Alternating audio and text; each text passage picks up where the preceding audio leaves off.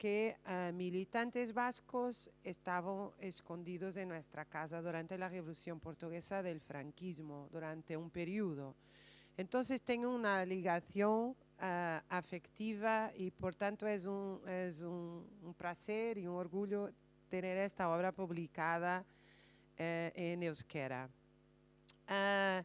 ¿Por qué hicimos esta obra? Como has dicho, ahora finalmente está publicada la historia popular de la Revolución Portuguesa, pero el cómic es una forma, porque el cómic que yo he escrito con el ilustrador Robson Villalba, que ha hecho unos dibujos maravillosos, un poco de sueño, porque su nombre en portugués es Utopía.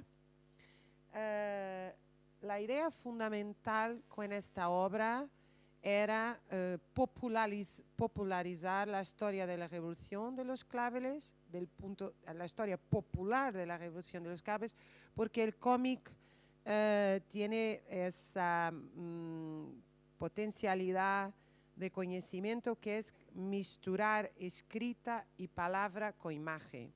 Y eso es muy fuerte desde el punto de vista de la comprensión. Lo queríamos hacer. Y lo hicimos a partir de historias reales, aunque la combinación de los personajes es ficcional, lo que vamos a leer, esta gente existe, aunque la verdad están vivos. Entonces, la historia que parece absolutamente increíble es una historia real, porque las revoluciones, uno de los dirigentes de la Revolución Rusa, León Trotsky, decía que todas las revoluciones son imposibles hasta que se tornan inevitables. Y a mí me parece que esa frase es definidora de ese momento particular de los 70, donde hay una crisis capitalista mundial, una guerra colonial, pero también es un momento definidor de hoy, porque el capitalismo tiende a la concentración de capital dentro de las naciones, entre naciones, y tiende a una miseria, a un empobrecimiento absoluto que torna las revoluciones inevitables. Entonces, a mí me parece que la experiencia de la Revolución Portuguesa tiene dos marcos esenciales. La experiencia de que es posible. Hoy cuando hablamos de socialismo, porque no hay proyecto anticapitalista si no se piensa el socialismo, la gente tiende a pensar en las experiencias dictatoriales de la Unión Soviética, de Camboya, etc. Y es muy importante que se conozca los procesos revolucionarios que colocaron la utopía en acto, porque durante 19 meses en Portugal, que tenía al tiempo 9,5 millones de personas, 3 millones han estado envolvidos en consejos de gestión, de autogestión, manifestaciones, huelgas. Las escuelas estaban bajo la gestión democrática, los hospitales estaban bajo la gestión democrática. Más de 1.000 empresas estaban sobre el control de los trabajadores y las grandes empresas, incluso la banca, estaban sobre control de los trabajadores. Y la nacionalización de facto fue para impedir ese control. Entonces, este proceso no ha traído ningún tipo de dictadura, sino una democracia participativa que nunca ha vivido en la historia de Portugal. La gente todo día votaba, decidía, discutía.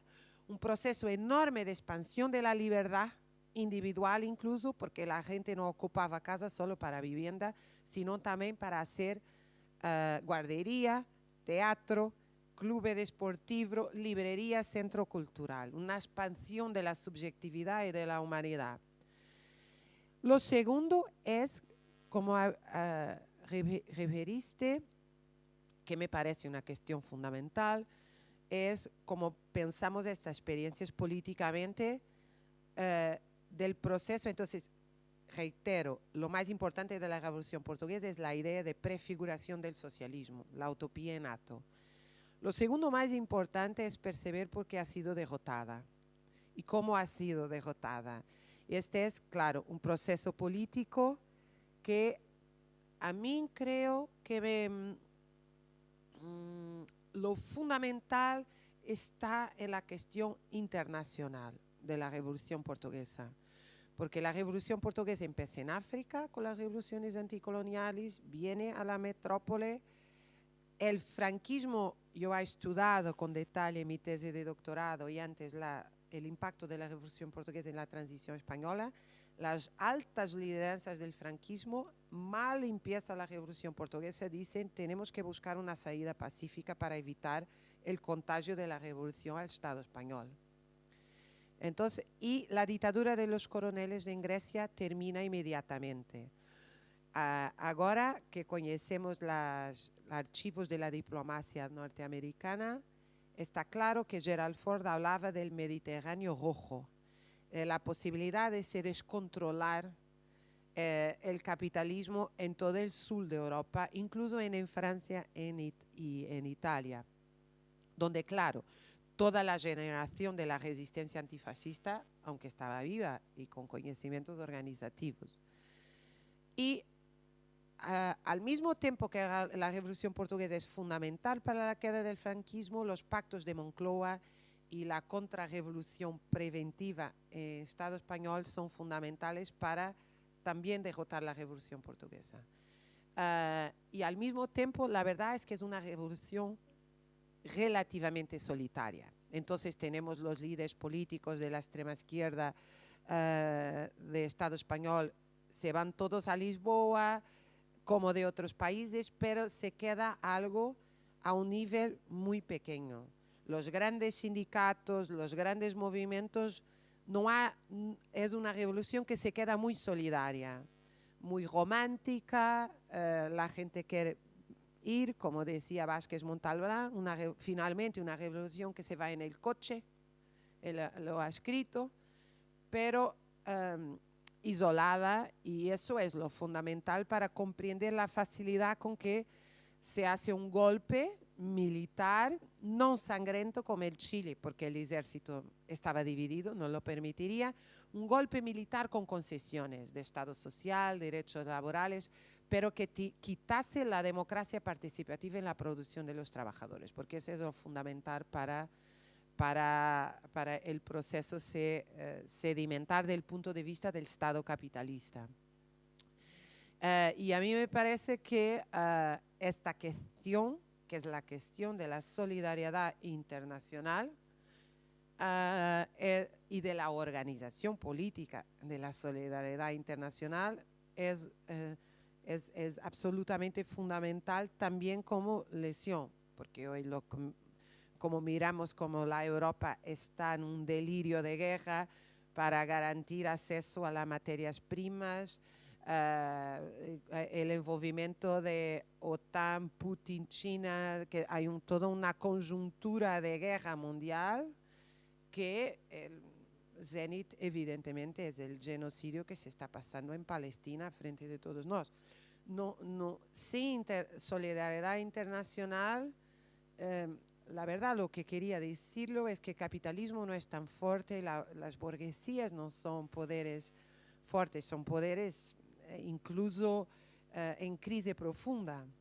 La crisis hoy de la izquierda es también una crisis de la derecha. La derecha tiene unos energúmenos de extrema derecha que cada uno es más loco que otro, es una espantosa pasarela de malucos, de locos que se pasan. Hay general una crisis general de dirección política, pero me parece que la cuestión de la dirección política es fundamental porque creo que los procesos revolucionarios hoy son inevitables también. Entonces, conocer los procesos revolucionarios del pasado nos ayudará a comprender, porque el conocimiento, ayer fuimos al Prado, visitar el Prado, estaba una exposición, la exposición regular del Prado, y yo soy historiadora contemporánea y mi marido es sociólogo, cientista social. Conocemos muy poco antes de las revoluciones francesas y todo más. Por tanto, teníamos un guía muy bueno que nos explicó los cuadros y todo más, que ya conocíamos, es buenísimo escuchar. Pero después está una exposición ahí que se llama Arte y Transformaciones Sociales del siglo XIX para el XX, donde tienen los pintores catalanes, vascos, una exposición increíble. Y la verdad, la exposición para nosotros fue riquísima. ¿Por qué? Porque lo conocemos, sabemos de lo que hablan. Muy diferente de para nosotros los pintores flamencos o renacentistas, que son maravillosos, pero nosotros no conocemos.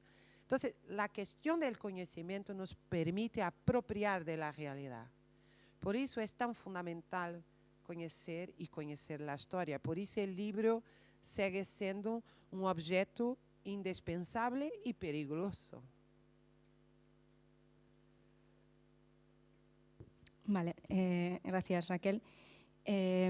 Para continuar, bueno, la Revolución de los Claveles fue una experiencia única en Europa. La última revolución del ejercicio de la democracia participativa llevó al pueblo a unos logros impensables, ¿no? Como reflejas en la obra y ya has comentado, esta revolución se caracterizó por la autoorganización. La población tomó parte activa en el proceso, se crearon nuevas formas de poder popular y miles de personas participaron en los consejos donde se decidía qué se iba a hacer cada día. Y bueno, la pregunta sería cómo fue posible esa participación del movimiento popular y de la clase obrera y cómo se llegó hasta allí. Creo que lo fundamental tiene que ver con el vacío político. Y esto es un proceso que acontece en todos los procesos revolucionarios, cuando el Estado no consigue garantir la producción y la reproducción social. Y eso es el padrón de Estado capitalista. Lo que se pasó en Europa después de la guerra y en Península Ibérica después de 74, 75 no es el padrón del capitalismo. El padrón del capitalismo es lo que venimos cada vez más hoy, que el Estado tiene un presupuesto que se vaya a la deuda pública, que es una deuda privada, evidentemente, y que se vaya a la guerra, que se vaya a los métodos de destrucción, y al mismo tiempo no se puede ir a un hospital, tener una escuela de calidad, etc. En caso de Portugal, se creó una especie de tempestad perfecta, porque 48 años de dictadura ha prohibido los sindicatos y los partidos políticos. Cuando se da el golpe de Estado, los movimientos de capitanes, que es un movimiento de oficialidad intermedia, dice a la gente se quede en casa, estamos organizando todo, no se venga y tal. La gente se va a la calle, destruye la sede de la policía política, destruye la sede del partido único, destruye la sede del periódico único, de la censura, el primer día. Y al mismo tiempo, en ese primer día, en ese segundo día, se van a su fábrica, a su escuela, a su hospital, a su servicio público. Llegan ahí y dicen, mira, lo que vamos a hacer. Vamos a hacer un comunicado apoyando el fin de la dictadura, elecciones y el fin de la guerra colonial. Estas son las tres primeras ideas fuertes. Pero ¿cómo vamos a hacer? Vamos a elegir 3 representantes, pero no queremos una democracia representativa que la gente no tiene que prestar cuentas. Entonces hacen mandatos revogables. La gente es electa, pero tiene que cumplir, si no, la asamblea lo destituye. No tiene que esperar elecciones de 2 en 2 años. Hay una destitución inmediata de los representantes si no cumple. Y lo que estaban haciendo ahí, en miles de lugares al mismo tiempo, era un soviet, era un consejo obrero. Un soviet es una coordinación de consejos. Aquí estaba nacido un consejo. Esto es un proceso espontáneo que se pasa en todas las revoluciones. ¿Por qué? Porque la gente se encuentra y lo primero que hacen es una posición política de régimen. No queremos la dictadura. Pero ahí se da lo que Trotsky ha planteado en la revolución permanente, que en la verdad no es en revolución en permanencia, es la idea de transformación del proceso político y social. Porque la gente cuando estaba discutiendo en sus locales de trabajo, el segundo día ha dicho, espera, pero yo soy una trabajadora textil, yo soy una maestra, yo soy un médico, una enfermera, yo soy un trabajador obrero de la fábrica. Yo quiero también 8 horas de trabajo, fin de semana sin trabajo, acabar el trabajo nocturno, duplicar el salario. Y entonces hay como que una transformación, porque el sujeto de la revolución son los trabajadores, manuales, intelectuales, no interesa. El sujeto social. Y eso es así en Europa después de 1848. Eso es determinante. Entonces, esos consejos tienen un nacimiento espontáneo. ¿Por qué? Porque no había sindicatos, partidos políticos, nadie con quien el Estado hablar. El Estado no tenía, había un vacío. El Estado no tenía mecanismos de hablar con la población, representaciones. No la vería porque estaban prohibidos. Y eso va a hacer con que la crisis de la Revolución Portuguesa, desde el punto de vista de las clases dominantes, sea muy mayor. Porque no tiene mediaciones. No tiene los trabajadores, entre el Estado y los trabajadores no hay nada. Y los trabajadores construyen su propio Estado, su autoorganización. Y eso es un proceso fortísimo de la Revolución Portuguesa, que es muy semejante a lo que se pasó en Barcelona en 36-37, en la Revolución Rusa de 17 a 23, algo así, 24, bueno, podemos discutir cuándo, los cordones industriales en el Chile, los consejos obreros en Hungría, 56, hay un padrón semejante. Yo he escrito otro libro que no está traducido en Estado español, que está traducido, está en portugués, creo que consiguen leer porque el portugués es difícil de fonética para el castellano, pero leído es muy semejante, la verdad era la misma lengua 400 años atrás o algo así.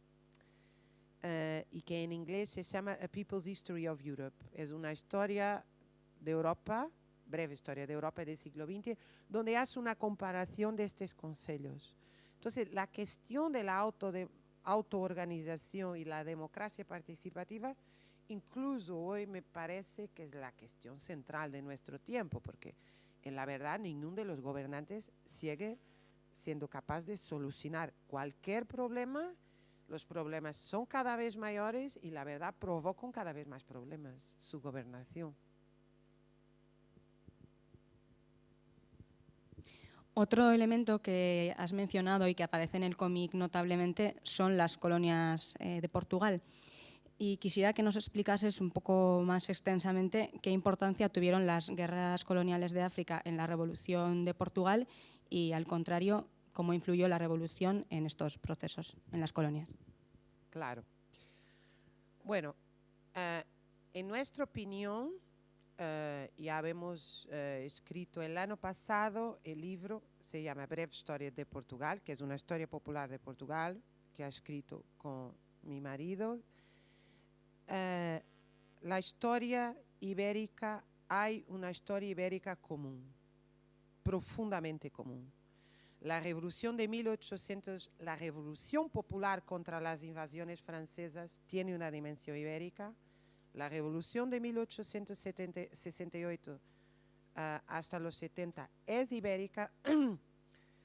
La Asociación Internacional de los Trabajadores Portugueses es fundada a partir de Barcelona y Madrid. El anarcosindicalismo es parejo. Las luchas de los campesinos en Andalucía y en Alentejo. Las dictaduras son parejas, porque Salazar va a ser esencial para el paso de las tropas de Franco hasta norte, y la Revolución Portuguesa con la queda del franquismo y la consolidación de la democracia liberal en España para la consolidación del Estado capitalista en Portugal también. Y claro, la adhesión a la Unión Europea. La Unión Europea demanda que sea un proceso conjunto, no lo puede ser isolado. La verdad es que, del punto de vista del Estado español y del Estado portugués, están espaldas voltadas, pero del punto de vista social, de los movimientos sociales, está profundamente conectado a todos los niveles. Hay dos cuestiones que son diferentes. Evidentemente la cuestión de la autodeterminación en el Estado español, porque no se coloca en Portugal, que es un país con relativas fronteras muy delimitadas, esta cuestión. Y claro, la cuestión colonial tirando los Sahara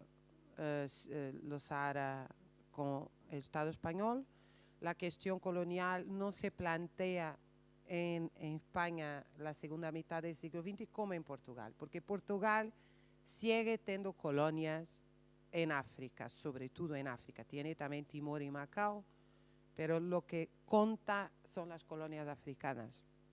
En las colonias africanas, la burguesía portuguesa, que es como una burguesía imperialista en África, pero es un protectorado inglés. Bueno, Portugal y España toda la vida eran parte de la contienda entre Inglaterra y Francia. Y Portugal, para se independentizar de España, la burguesía portuguesa se ha colocado como dependiente de la burguesía inglesa, que incluso parte durante el inicio del siglo XIX llega a dirigir directamente Portugal a través de Beresford. Y está muy dependiente militarmente de la Inglaterra. Y va a mantener estas colonias en África, pero como parte de la economía imperialista inglesa. Entonces, va a ser fundamental, por ejemplo, la exportación de materias primas utilizando el trabajo forzado en Angola y Mozambique hasta 1974. Y el trabajo forzado era utilizado en las minas de apartheid de África del Sur. Entonces, la situación, eso va a ser determinante como contradicción para explicar la fuerza de la Revolución Portuguesa, porque son contradicciones que el Estado portugués no va a conseguir gerir a partir del momento en que los campesinos forzados empiezan a apoyar los movimientos de libertación. Entonces es un movimiento que es pilotado por Amílcar Cabral en Guinea-Bissau, un hombre fabuloso del punto de vista de estratega internacionalista, y de otras organizaciones de Mozambique y Angola, que van a permitir, bueno, es fácil explicar aquí en euskera, Euskadi, es que este tipo de movimientos solo subsisten con un apoyo de base social importante, que puede apoyar, esconder, alimentar financieramente, etcétera, los movimientos de libertación en África. Entonces, los movimientos de libertación logran una guerra de guerrilla por 13 años. El Estado portugués moviliza 1.200.000 hombres. Al borde del 25 de abril, 40% del presupuesto del Estado era para la guerra. Y la gente no tenía agua potable en Lisboa. Entonces, no había, el Estado estaba totalmente incapaz de responder a la población y al mismo tiempo había sido derrotado militarmente. Y es eso que lleva a que un movimiento de oficialidad intermedia, al cual va a haber un movimiento en el Estado español inspirado, Unión Militar Democrática, algo así, ya no me acuerdo el nombre, no sé si vosotros se acuerdan, UMD creo, un grupo de oficiales intermedios que se van a contactar con los movimientos de capitanes portugueses. La primera vez, Sánchez Cervelló lo escribe, la primera vez que un ordenador es utilizado en el Estado español es para viciar a los militares que están en contacto con los militares progresistas portugueses. Entonces hay como que una ligación, y claro, lo ha ganado que la extrema derecha portuguesa es obligada a fugir del país, de Portugal, y se vaya a exilar en Madrid y tener apoyo en Madrid. Madrid es el centro donde se organiza la extrema derecha portuguesa, la derecha fascista, y de donde organiza atentados bombistas contra los sindicatos, partidos de izquierda y todo durante la Revolución Portuguesa. Entonces, la oficialidad intermedia va a hacer este golpe, pero eso se puede entender porque la mayoría de la historiografía hoy sigue hablando de una guerra colonial que es el nombre que da Estado portugués al proceso. Yo doy revoluciones anticoloniales, porque claro que depende de la perspectiva de clase en que te coloques, la guerra colonial y la revolución portuguesa. Pero para mí es un proceso revolucionario que empieza con las revoluciones anticoloniales de 1960 en África. Entonces es como que un proyecto común.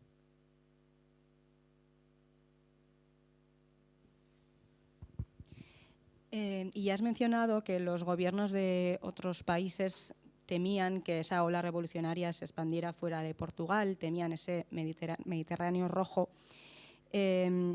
¿Podrías hablarnos un poco más de la reacción de Europa y de Estados Unidos principalmente ante lo que estaba ocurriendo en Portugal? Es decir, ¿qué presión ejercieron para sofocar la revolución desde el exterior? Bueno, ejercieron todo tipo de presión.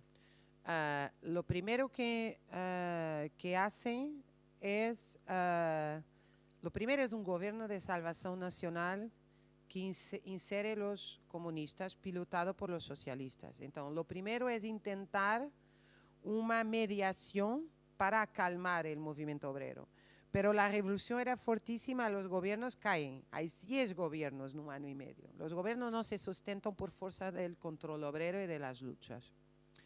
Y entonces preparan, en la verdad, el golpe de Estado, pero un golpe de Estado, como dice, que es pensado conjuntamente en Portugal y España, como hay un golpe en Portugal que prende a los oficiales revolucionarios en noviembre de 75, pero al mismo tiempo es pensado no como un golpe sangriento a la Chile, sino como una transición pilotada por el Partido Socialista con derechos sociales, contratos colectivos de trabajo. Entonces, muy el formato Pactos de Moncloa también. Para eso, lo que hace es financiar masivamente el Partido Socialista. La mayor cantidad de dinero que ha sido dada en toda su historia hasta ahí por el Partido Socialdemócrata alemán ha sido dada al Partido Socialista portugués. Y la UGT, que es una central sindical amarilla, se dice amarilla aquí, una central sindical de conciliación de clases, es fundada a partir de Madrid, de la UGT, que se va a Portugal con cuadros para lo financiar. Hay toda una política, no una política de Chile, golpe sangriento, sino una política de, porque no, la revolución era fuerte además para lo conseguir, sino una política de matizar y conquistar las colaciones de una parte de la clase trabajadora y de sus direcciones socialdemócratas. El Partido Comunista tiene una posición ambigua porque quiere Angola para la Unión Soviética, pero Portugal estaba en la esfera de la OTAN y de lo occidente que estaba diseñada por Stalin en Yalta y Potsdam. Entonces el Partido Comunista quiere un capitalismo regulado, pero no apoya los consejos y la autoorganización de los trabajadores. Considera que ese es un proyecto de extrema izquierda popular y que es un proyecto inviable.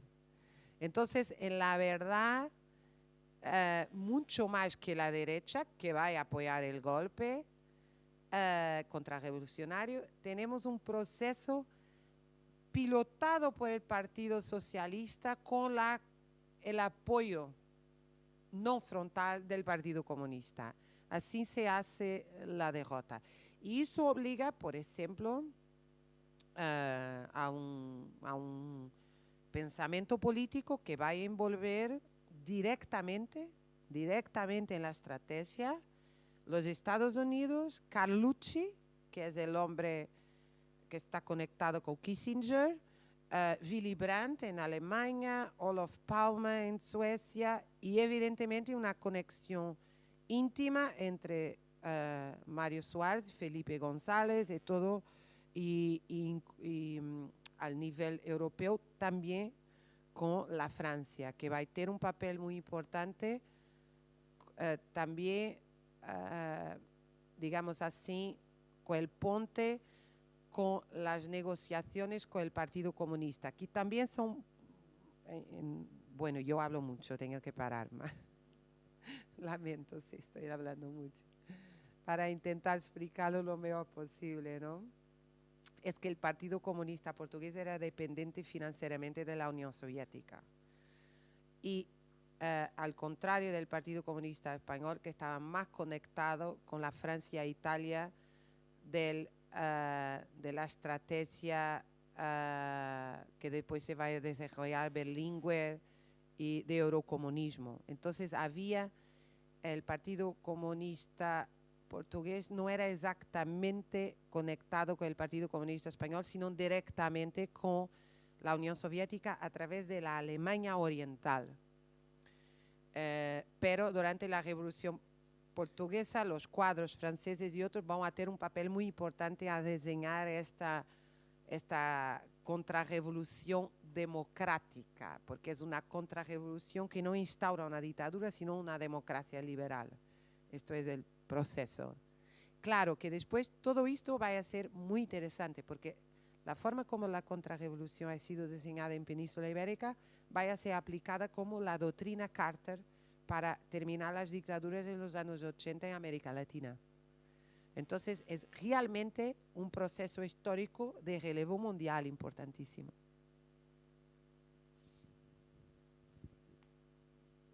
La versión portuguesa de este cómic se llama Utopía y precisamente pese a que esa utopía que se vivió en 1974 en Portugal tuvo sus límites, afirmas que los efectos de la revolución perduraron en el tiempo y que algunos de los logros de ese periodo han sobrevivido hasta nuestros tiempos. ¿Cuáles dirías que fueron los principales legados de la revolución y qué nos queda hoy de aquellos días?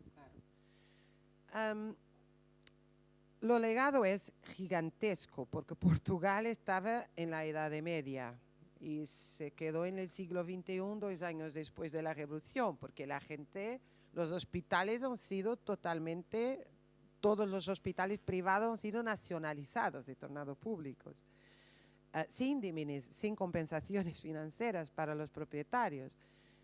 Los niños estaban divididos entre los niños de las clases trabajadoras solo estudiaban 4 años y después iban para escuelas técnicas profesionales o campo agrícola a trabajar. Después de la Revolución Portuguesa ha sido decretado la enseñanza única, inspirada en los procesos de las teorías de la escuela, de la enseñanza integral de los 19. Entonces, todos los niños pasaron a estudiar desde 6 años con lo mismo programa común. Se instituyó jubilaciones para toda la gente. La mayoría no tenía jubilaciones. Toda la gente pasa a tener jubilación. Hay un corte del horario de trabajo con aumento salarial. Es como una política revolucionaria a todos los niveles. Se instituyen guarderías abiertas todo el día. Se cambia totalmente. Eso fue todo prácticamente destruido a partir de los 80 y finalmente a partir de 2008 con las medidas para salir de la crisis. No lo existe más. Hoy no hay una educación de calidad para la mayoría de la gente y no hay una salud temprana para la mayoría de la gente. Y las jubilaciones se siguen cortando. Lo que se quedó, lo que pasa, para mí eso es lo más central y que se queda hoy. Es la memoria de que fue posible, la memoria de que vencemos, la memoria de una otra sociedad, de una utopía en acto. Eso no se puede quitar de la gente, porque está en la memoria, está en los libros, documentales. La televisión portuguesa estaba bajo la autogestión de los periodistas. Entonces hay miles de filmes de las empresas ocupadas, todo más. Entonces, lo más importante que se queda es que es posible. Por eso llamé en portugués utopía, porque la utopía no es solo un camino que se hace caminando que nunca alcanzamos. Hay momentos en la historia que lo alcanzamos, creo, y para mí eso es lo fundamental, porque la gente não cambió solo el país, cambió a sí propia y comprendió, como está escrito por un médico ahí, que yo he entrevistado para otro libro y colocamos la frase en el cómic porque es una frase magnífica. Un médico de lo que es que ha ocupado hospitales ha dicho, las personas entendieron que tenían necesidades que no sabían que tenían. Y para mí esa es una frase magnífica. En ese sentido, y si ese es el legado principal de la revolución, sueles decir que, bueno, frecuentemente las clases trabajadoras no tienen noción del impacto que pueden tener sus acciones. Y, bueno, ¿en qué medida sigue siendo necesario seguir recordando la importancia de estas con obras como estas y con otro tipo de acciones?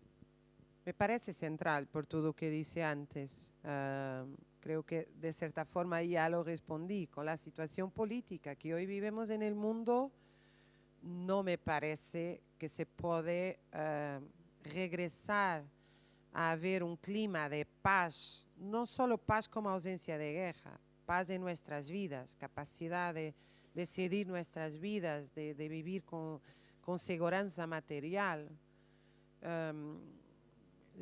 Mucha gente de izquierda ha dejado la palabra seguridad en la mano de la extrema derecha y como seguridad pública.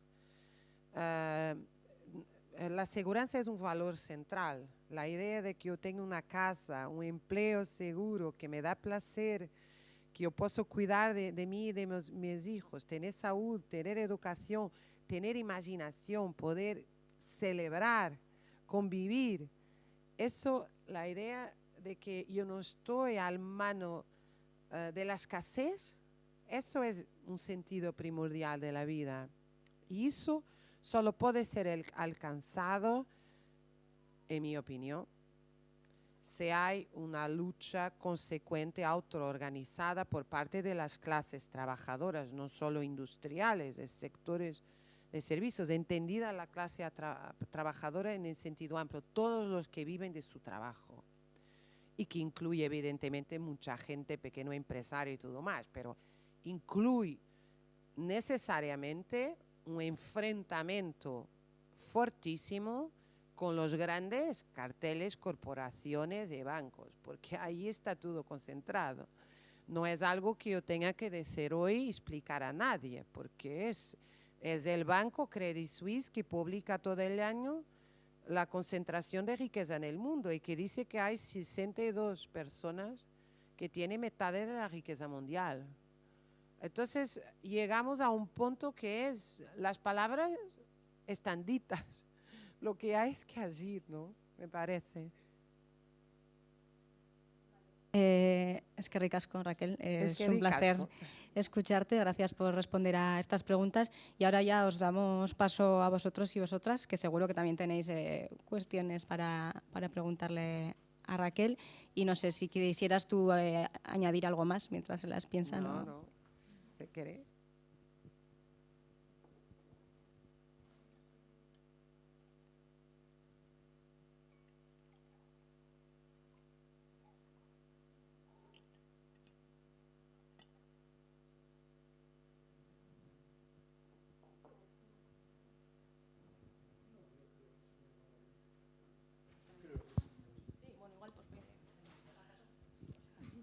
Hola Raquel, gracias por el inmenso placer de haberte conocido y el inmenso placer de esta charla que nos has dado sobre tu teoría de la revolución. Yo concretamente, por mi edad, por tal, y creo que aquí algunos también hemos conocido, por desgracia, lo que ha sido el franquismo y lo que ha sido la revolución de los claveles, ¿no? Por mi edad. Yo aquí, nosotros hemos conocido aquí, hemos tenido un mundo revolucionario social de trabajadores que han luchado por lo que actualmente se ha llamado el estado del bienestar. Yo, bajo mi punto de vista y trasladándote, yo creo que el estado del bienestar por el que se luchó, tanto en una revolución como con los pactos de la Moncloa aquí en España, lo voy a mezclar.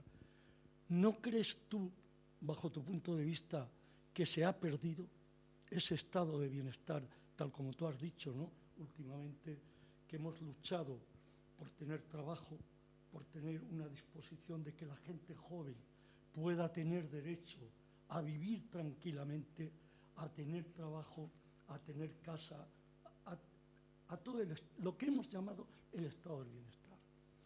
Yo creo que tanto la Revolución Portuguesa, que fue inmensa y maravillosa bajo el punto de vista obrero, y la revolución que por desgracia aquí no pudimos llevar a cabo por el franquismo, fueron los movimientos comunistas sociales, el movimiento obrero, aquí en Navarra, en el País Vasco, totalmente, en Euskadi, perdón, ha sido lo que ha hecho y ha transformado un estado de bienestar.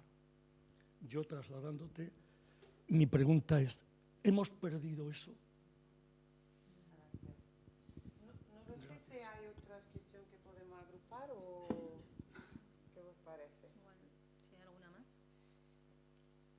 ¿Sí, no? Bueno, gracias por tus palabras. Sí, yo creo que se ha perdido, pero se ha perdido. El estado de bienestar es una conquista revolucionaria, no es una conquista reformista, porque el estado de bienestar surge en Europa siempre en procesos revolucionarios. Entonces, los primeros seguros en Alemania, el fin de 19, resultan de luchas obreras. Las primeras vacaciones resultan de una revolución popular en Francia en 36. Y el estado de bienestar resulta de la resistencia armada al nazismo en 45-47, que contradictoriamente también es un poco una negociación ambigua, porque es lo que el capitalismo ha cedido el estado de bienestar y trabajo seguro a troca de que la resistencia entregue las armas. Entonces, también fue un proyecto de Stalin de desarmar la resistencia. Y en Península Ibérica resulta de un proceso revolucionario que empieza en Portugal y del temor del proceso revolucionario en el Estado español. A partir de los 80 hay una política que se llama de neoliberalismo, que es de capitalización del Estado social, por tanto de mercantilización del Estado social y de destrucción de los derechos laborales, que es el padrón del capitalismo. Lo que pasó, el estado de bienestar fue una excepción, porque el capitalismo vive de precariedad, paro y ausencia de derechos. Eso es el padrón del capitalismo. Lo que estamos viviendo hoy es lo que vivís toda la historia del capitalismo, con excepción de unos pocos años. Entonces, eso es la fase normal del capitalismo. Por eso, llamar eso neoliberalismo no es bueno, porque eso es capitalismo en su fase de decadencia. Y lo que pasa es que se perdió, pero se perdió no porque el capitalismo es infalible, porque las negociaciones han sido hechas masivamente con los sindicatos al final de los años 80, que aceptaron los paros, las jubilaciones anticipadas, etcétera, etcétera, un Estado asistencialista en troca de introducir la precariedad. Yo no creo que eso se dio porque el capitalismo es invencible, sino porque las direcciones de las clases trabajadoras, nomeadamente de los grandes sindicatos en toda Europa y de los partidos políticos principales, lo hicieron sin lucha. Y eso es un proceso que al límite llevó a desindicalización y despolitización de la mayoría de los europeos hoy, porque sus representaciones no los representaron. Hicieron un pacto de concertación social que eso tiene concertación social en el nombre, porque se trata de ganancias para los de arriba y una vida constante de incertidumbre para los de abajo. Y me parece que eso ahora llegó al fin también, porque lo que tenemos en Europa desde 2010 son conflictos sociales permanentes que al límite se van a llevar a revoluciones. Eso, los procesos de guerra, revoluciones y crisis está todo ahí enfrente de nosotros. Y la gente se va a ser obligada a repensar su organización política por una cuestión de sobrevivencia, ya que no hay Marte para fugir más. Entonces, creo que sí, que estamos en un proceso de cambio todo el día. Todo el día el cambio político está se dando frente a nosotros. Hay ahora, van a surgir en Europa organizaciones de que se llama una izquierda más nacionalista, como es el partido de Sarah Wagener en Alemania, que es una izquierda no nacionalista en el sentido que se usa aquí en País Vasco, en un sentido de una izquierda que procura resolver las cuestiones dentro del marco de Estado. Y eso es imposible. A mí me parece que es otra solución que no busca enfrentar los problemas, porque el nivel de socialización de la producción a escala mundial es de tal modo que si las revoluciones solo podían ser internacionales a 50 años, hoy solo pueden, porque nuestra dependencia se tornó global. Entonces, una solución que no pase por la solidaridad internacional no vaya a conseguir solucionar nada, en mi opinión. Bueno, muchas gracias a todos por haber venido. Gracias.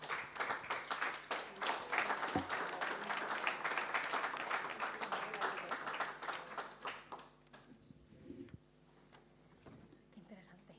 Es muy interesante. Gracias, gracias. Si quieres que lo filme, lo hago. Que mostrabas caminho nós, que mostrabas caminho nós, esse caminho para Santo Tomé. Saudade, saudade, saudade desse minha terra, San Inclau. Saudade, saudade, saudade desse minha terra, San Inclau. Se vou escrever, muito a escrever, se vou esquecer, muito a esquecer, até dia que vou voltar. Se vou escrever, muito a escrever, se vou esquecer, muito a esquecer, até dia que vou voltar. Saudade, saudade, saudade desse minha terra, San Inclau.